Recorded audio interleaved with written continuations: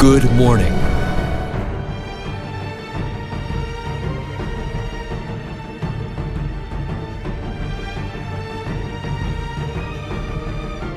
Hey, what's up you guys, it's YellowMotion here. So I've been playing Ghost of Tsushima for a while now, and I've beaten the game and got the Platinum Trophy as well. So yeah, I'm really loving this game and I'm ready to talk about it. And don't worry, it's going to be completely spoiler free, so let's get right into it. So what is Ghost of Tsushima and what is it all about? Well, it's an open world game set in feudal Japan, and you play as Jin Kazama. No, not that Jin, but Jin Sakai, a very honorable samurai raised by his uncle from a young age by the will, loyalty, way and the code of the samurai. And to get to know Jin a bit better, let's have a look at what his daily routine can look like. At the morning, we wake up in this vast, beautiful island of Tsushima, which we can freely decide where we want to go, when we want to go, at any time, at any day. And we do that of course with our trustworthy horse, Nobu, Sora, Kage, as you're gonna pick your horse for the rest of the game. We sharpen our sword on a daily basis by chopping some bamboo. And when we hit the road, we follow the guidance of the wind that shows us to our next mission, our next objective. The wind guides us on our command. And we take in the very vast, beautifully displayed, colorful locations and set pieces all over Tsushima Island, as the environment around you is constantly alive and in motion, like getting visits from yellow birds that have always something to show and to discover, like this cool gear to customize Jin and look very fucking badass that we can directly equip. Now before we get into a real battle, we always want to make sure if our sword is cutted for the job.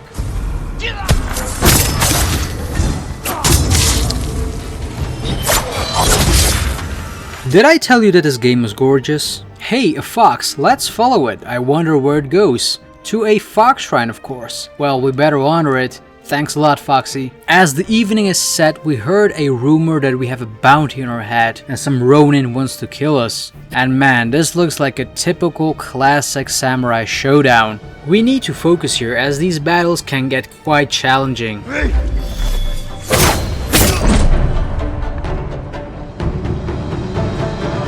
Yeah, these duels are epic. After the traveling and that epic duel, Jin needs to take a rest at a hot spring to reflect on his day, as we still have a lot to do. Now let's upgrade our skills, shall we, as we have a lot of choice to go with. We can upgrade our attack, defense, the various stances, our ghost techniques, weapons, gear, all that good stuff. Looks like somebody could use some help there. I went home and saw they'd killed my family, stolen all they had. I refuse to die until I've killed every last one. The bandits killed your family and you want to get every last one of them? Sure buddy, I'll help you, but you need to make a promise. If we find those bitches, we are not gonna forgive them. We do want to get a happy ending, so let's get them. Dismal. Crazy. Badass. Apocalyptic. Savage.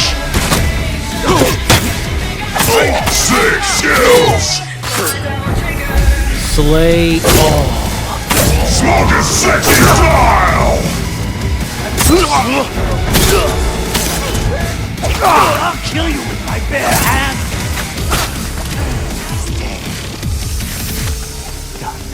You avenged your family, Gomyo. With your help, my lord. Now, I beg one last favor. Don't leave my body with this filth. I won't. Be at peace, Gomyo. Man, I'm so glad we could help Gomyo to find his peace and revenge for his family. So glad he didn't forgive them and called it a day. And he did what needed to be done. I respect that. What a day. Jin surely needs to reflect on all of this and prepare his mind, body and soul for the next one. As that's what a typical routine of Jin can look like. But that's not all. In fact, we're in the middle of a Mongol invasion and Jin is trying to save his home and his island from because Koden Khan has wiped out the entire samurai squad of Jin, as Jin is the last samurai standing and he needs to do everything he can and to adapt to save his home and island from the Mongols, and to top it off, get his revenge on the Khan for everything that he did. And if Jin kills the Khan, or maybe forgives the Khan, maybe he sees a flashback and changes his mind, you never know. And does he come out alive in one piece so he still be able to play his flute again? Well guys, you have to find it out for yourself. Throughout the entire game, there is one thing that Sucker Punch has prioritized above anything else, and that is its gameplay. So everything that you do in this game, whether it's exploring, riding on your horse, being in combat, setting camps free from the Mongols, saving villagers, fighting in epic duel battles, getting new gear, exploring fog shrines, temple shrines, hot springs, haiku sessions, it needs to be fun, enjoyable without it being too tedious or even being too realistic, which everything feels oh so satisfying and addictive. And this is one of those games where you can truly be immersed and be completely lost into the beautiful world of Tsushima Island, as this is hands down one of the most beautiful open world game I've seen for PS4, and it's also very optimized. The game has some of the most insane loading speeds and the best fast travel system I've seen in any game to date. It literally takes a few seconds to go from one place to the other. It really made me feel like I was having an SSD instead of a hard drive. It's quite insane to see how well this runs on a 7-year-old system, and each discovered location in this game can be used as a fast travel point, making it very user friendly to go from one place to the other, very beneficial if you're going for the platinum. And not to mention how this game absolutely nails the aesthetics and the looks. The world is so big and so beautiful to traverse to. The game has one of the most beautiful locations, lighting, color and set pieces that I've seen in any open world game on PS4. It's literally breathtaking. And by that I don't mean that this game has some of the best 3D models, animation and tech that I've seen in a video game, but the whole package, especially the design with its art direction, and how color plays a huge role to all of that, setting the mood, tone and the atmosphere for several set pieces. You are constantly mind blown at each scenery that you are seeing, as it's absolutely gorgeous. As I was going from one place to the other, I was just amazed and in awe, like holy shit, this just looks so good. It looks absolutely gorgeous, and I would just enjoy the beautiful landscapes around me as you're visually curious to the things that are happening around you, such as following the yellow birds and the foxes, or smoke trails up in the air and wondering where it's leading to. Another thing that I loved very much was how the wind was used as your navigation, as it looks and works just brilliantly, eliminating the need of a HUD display or a minimap, as pausing the game to see where you are, as you've been doing countless times in other games, is in the past now, as just swiping up on your touchpad shows you visually where you need to go, whether it's on a mission or the waypoint that you have set it on your map. And the touchpad is really being used as a core mechanic in the game, not just a gimmick, as swiping left, right, up or down each have a function, like changing the weather by playing on your flute. Yeah, that's a built-in mechanic, no cheat codes required.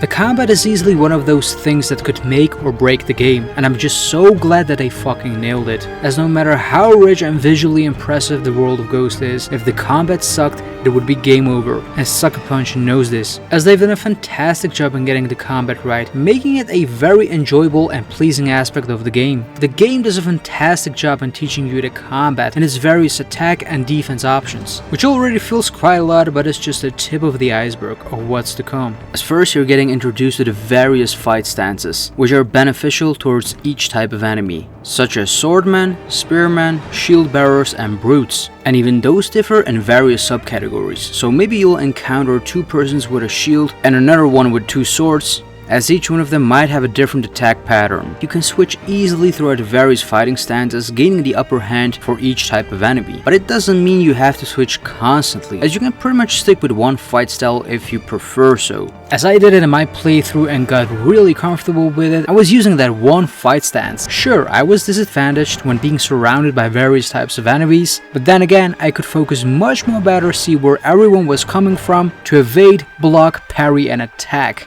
and to control the battlefield.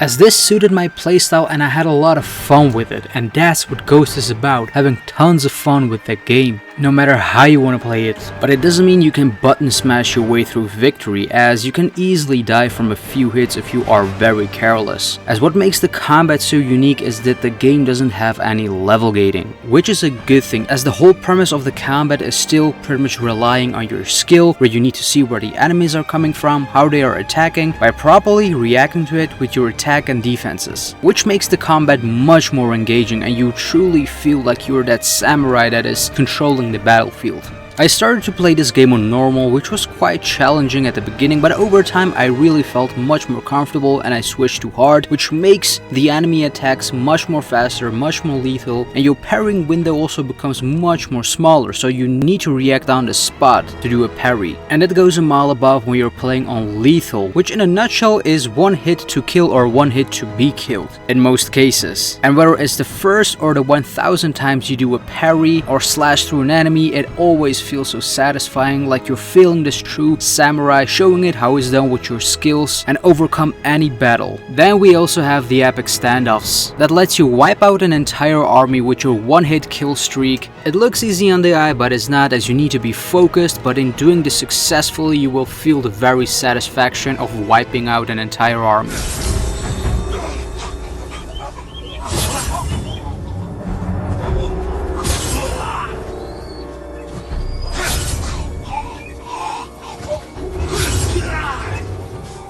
And not to mention the duels, which are these true epic samurai showdowns. No gimmicks, just your sword and your skill. Intense fights that require focus and concentration, as you need to take on these leaders, sub-bosses, and it's really testing your skill. And no matter how well equipped or prepared you are, if you still suck at the combat and don't get the fundamentals of it, you will have a hard time and you will lose a lot. But winning every single one of these battles feels oh so satisfying, and it makes one of the best highlights of combat in this game.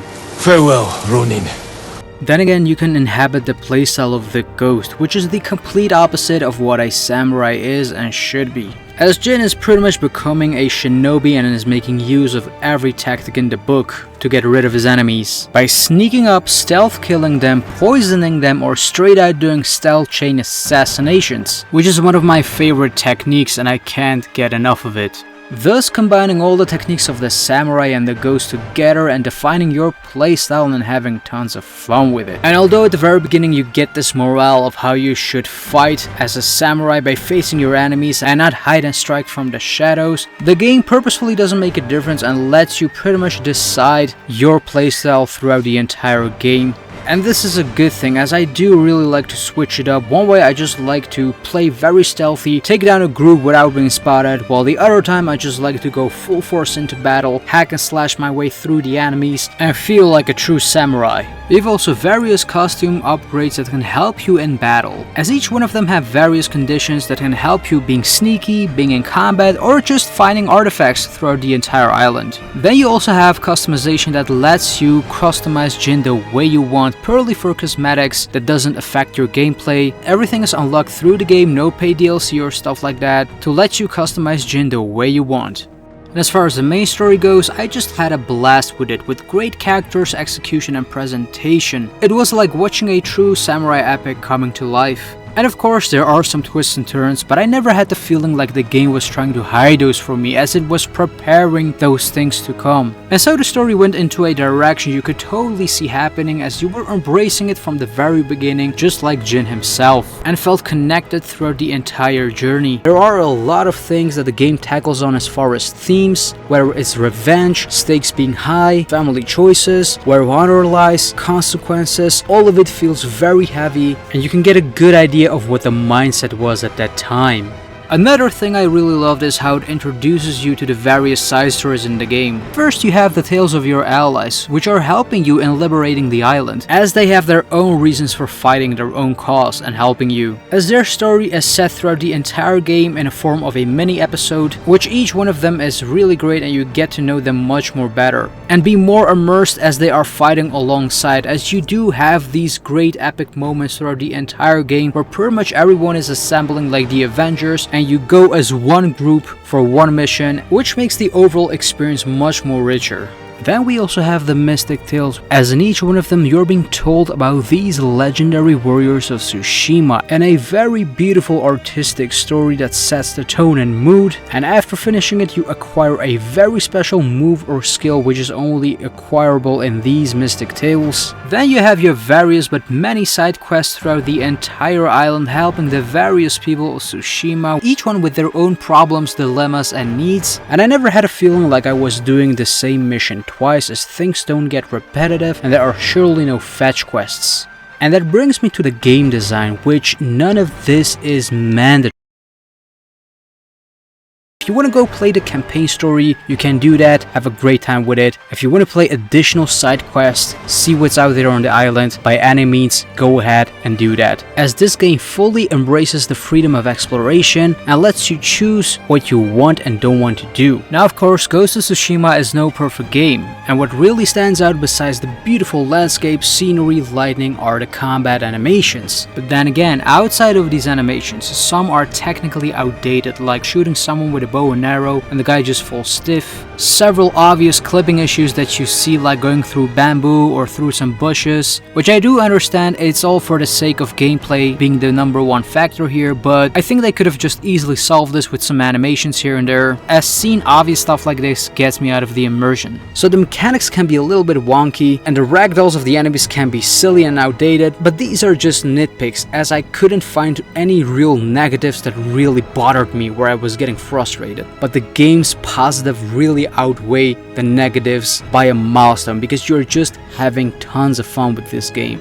So guys, if you're remotely interested in samurais alone or ninjas, then I can highly recommend you this game. And if you were already into the Japanese culture, do not hesitate to get this game, because you are missing out on something very amazing. As Ghost of Tsushima is hands down one of the most visually breathtaking and pleasing games I've played for this generation. From the beautiful breathtaking environments, the huge open world with its very organic design and its own identity was very stunning, with a lot of things to do, find and explore. The story itself was amazing, with its many memorable characters. The side missions were also greatly done and presented without being repetitive. The combat itself is fluid and responsive. It feels so grounded, amazing, while being visually pleasing, very deep and rewarding at the same time. The duel battles were very intense but very rewarding at the end. The fast travel system is godlike, and just learning to be a samurai, embrace yourself as the ghost with its weapons, charms, gears, everything was just super solid. And not to forget the beautiful soundtrack that sets the tone to this beautiful world and scenery of Tsushima Island. It was just amazing. I had a fucking great time with this game. And just for my enjoyment alone, it was a 10 out of 10 experience. But as a complete, well-presented game with a few imperfections, it surely deserves a super solid 9 out of 10. Sucker Punch Productions without a doubt have created a masterpiece. It's their best game yet and one of the better new IPs of this generation, without a doubt. A must-play for sure. And it's really the best way to end this generation. Just everything as a complete package was so well done, and it was delivered in the best way possible. As I was always forgetting that this is coming from a Western developer, I love this game so much, as I didn't expect this game to be this good. I mean, I had some expectations, but it really knocked it out of the park by a milestone. So there you have it, guys. I think I talked enough about Ghost of Tsushima in my review discussion video, and hopefully you got a very good idea and a view of what this game is all about. But I'd like to hear from you guys. What do you think of Ghost of Tsushima? What did you like, disliked? What was your experience? Well guys, share your thoughts in the comments below, as I would love to read all of your comments and reply to them. And as always guys, thanks for watching. If you enjoyed this video, don't forget to smash that like button so that we can get a guaranteed sequel to Ghost of Tsushima. And of course, subscribe to the channel and hit that bell to be notified every time I upload a new video. And if you want to get updates and get connected, then you can follow me on my social media pages. So that'll do it for me guys for this one. Thanks a lot for being here, and thanks a lot for watching. I see you guys in the next one. Peace!